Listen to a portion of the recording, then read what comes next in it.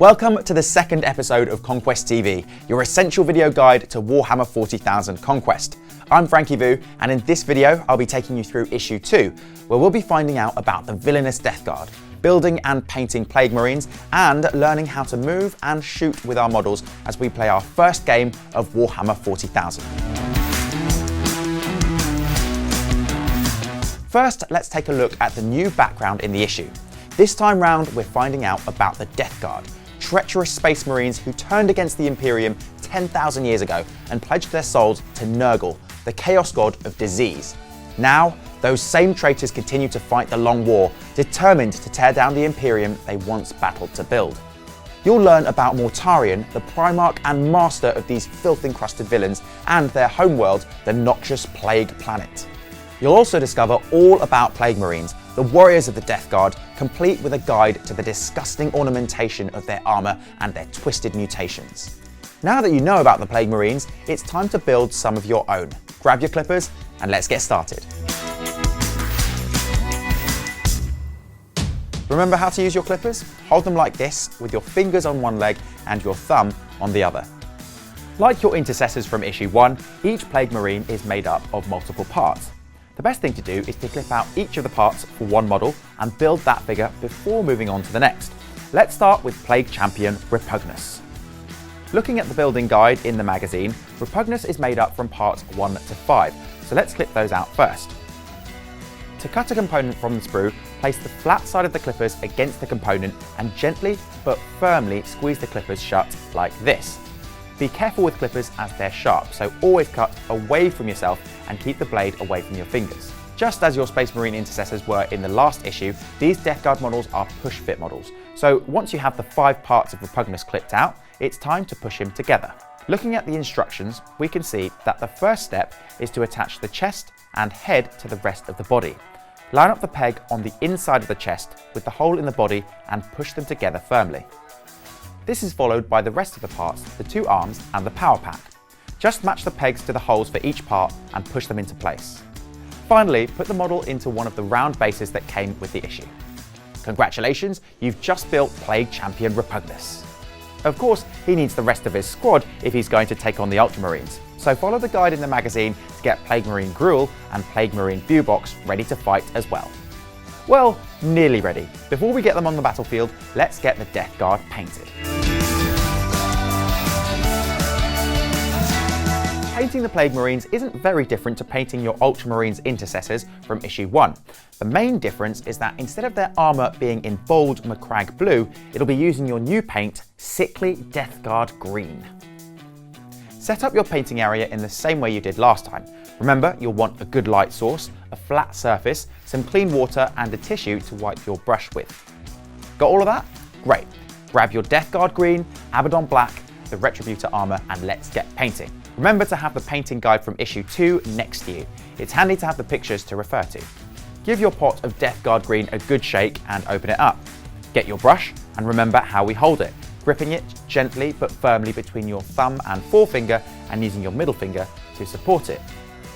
Wet the bristles, dip the tip of the brush into your paint and coat each model in Death Guard green. Remember to use neat, even strokes and always wet the brush again before adding more paint to keep it thin. Clean your brush regularly as you paint to stop the paint from drying into the bristles. There's no right amount of time to leave between washing your brush out, just make sure you pause every few minutes and give the bristles a clean. By the time you've finished base coating your 3rd Plague Marine, the 1st should be just about ready for the next stage. Next up is picking out details of weapons and armour in black. Each of the 3 Plague Marines has a different weapon. 2 of them carry them in their hands and Repugnus has his slung across his back. Each of these weapons, along with Repugnus' Plague Knife, should be painted black. The power cables and armour joints on your models are next, along with the chainmail that some of the models have at their waist and shoulders. Painting these areas black will serve as a great base coat for a paint that you'll get in a future issue. One of the Plague Marines also has a grenade hanging from his belt. Paint that black as well and we'll add some more detail to it shortly. With the black done and dried, it's time to add some Retributor armour. Don't forget to clean your brush between colours. Like the Ultramarines, the Death Guard have gold on the rims of their shoulder pads. Unlike their enemies though, some of their armour is cracked and broken with mutations creeping through. so they don't all have gold all the way around. Use the pictures in the painting guide to see where the gold should go. The vents on the Plague Marines power packs will also look great gold, as will various icons and details on the models, like on Repugnus' knee and on the grenade. You can see all the details to paint with the Retributor armour in the magazine painting guide. With that, the first recruits to your Death Guard army are complete, for now. In future issues you'll add more colours to them, but in the meantime they're ready to go onto your gaming mat and start battling the Ultramarines. Issue 2 of your magazine contains several things to help you start playing Warhammer 40,000. I'm going to show you how to use them, so if you haven't got them with you already, go grab them now. First up is your gaming mat. This represents one of the many battlefields of the 41st millennium, an industrial war zone littered with containers and crates that you'll be able to use for cover. And it's certainly a lot more dramatic than your kitchen table. So carefully cut off the 2 range rulers and the round objective markers from the mat. You can see how I've cut these out in front of me here. You'll use the rulers for moving your models and seeing if they can shoot, and we'll talk more about objectives later. So place your dice and range rulers to one side and get your models out. You'll be using all 3 intercessors and all 3 Plague Marines to start with. And I almost forgot to mention, you might also want to grab a friend. Warhammer 40,000 is a game for 2 or more players, and you'll have much more fun learning it with another person. Choose between you who wants to use the Space Marines and who's going to take command of the Death Guard. If you can't decide, grab a dice each and roll it. Whoever rolls highest gets to choose their side. Now if you roll the same number, roll again until one player gets higher. We call this a roll-off. Place your models on the gaming mat in the positions you can see here, but you can also find them in issue 2 of the magazine. In this mission, the sinister forces of the Death Guard have boarded the Ultramarine spaceship, a strike cruiser called Honor of Ultramar, and the Ultramarines have to stop them. You can find out more details about the story behind this exciting mission in your magazine. A game of Warhammer 40,000 is split into turns. In each turn, you go through a number of phases. Let's start with the basics, moving and shooting. The Space Marines player takes the first turn in this mission. They get to move their intercessors and shoot with their bolt rifles. When the Space Marines are done, the Death Guard player can do the same with their Plague Marines. This continues until one player has defeated all their opponent's models. Moving is simple but vitally important. After all, your models have to be in the right positions to see and shoot at their enemies. To move a model, you need to know their move characteristic. Space Marine intercessors can move 6 inches, and the bloated Death Guard move a little bit slower at 5 inches. If you forget this, don't worry. You can find it along with all the other characteristics and abilities for your models in your magazines. Now, in the movement phase, each of your models can move once, up to their move characteristic in inches. They don't have to move the whole distance, or at all, if you don't want them to.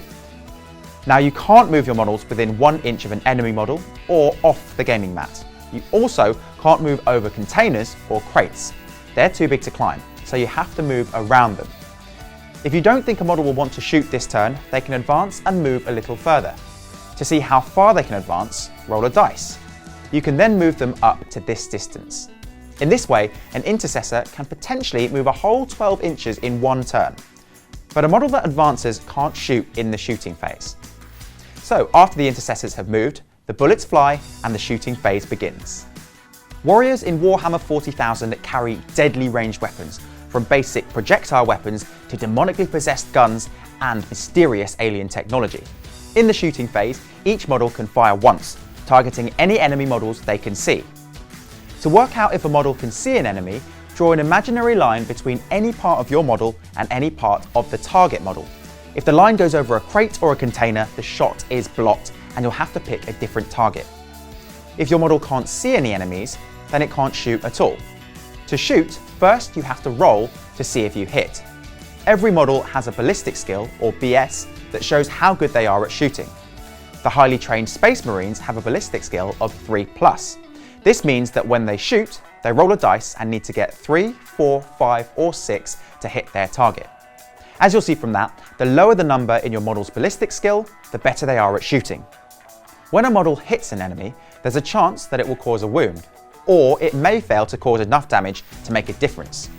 To determine this, for each shot that successfully hits, you make a wound roll. To wound an enemy, roll a dice. If you roll the same as your model's to wound characteristic or higher, you've caused a wound to the enemy.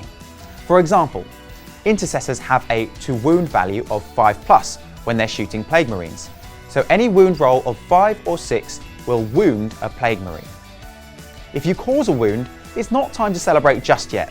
There's still a chance that the target's armour will save them. For intercessors and Death Guard, the power armour they wear protects them against all but the most horrible wounds, giving them a save of 3+. That means that for each wound they take, they roll a dice. On a 3, 4, 5 or 6, their armour protects them and they're unhurt. On a 1 or 2, they take damage. Plague Marines are bloated, diseased hulks blessed by the god Nurgle with a resilience to pain, and this means that if they fail their armour save, they have one more chance to survive. They get to roll another dice. On a 5 or 6, they ignore the wound and survive. If they fail, they're killed. Intercessors don't have the same resilience. If they fail an armour save, they take a wound. However, all is not lost. Intercessors have a wounds characteristic of 2, so the first time they take a wound, they still survive. It may be useful to put a coin or dice next to the model to note that it's taken a wound. If it takes a second wound, it will die and be removed from the game.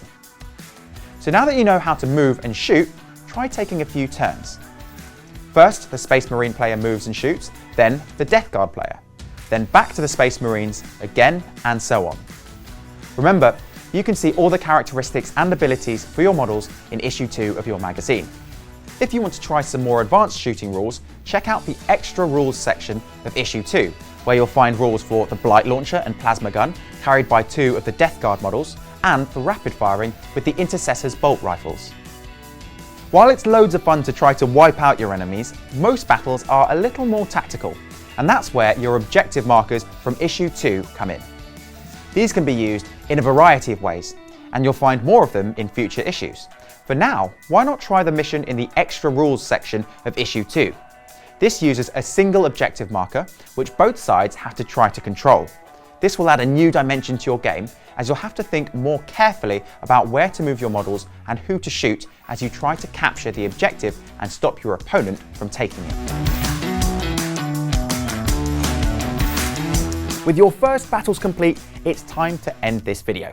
I'll be back soon with episode 3, where we'll be adding reinforcements to the Ultramarines army in the form of Space Marine Primaris Reavers, vicious shock troops who fight with heavy bolt pistols and knives. We'll also learn about how to charge and fight in close combat. I'll see you then. Thanks for watching.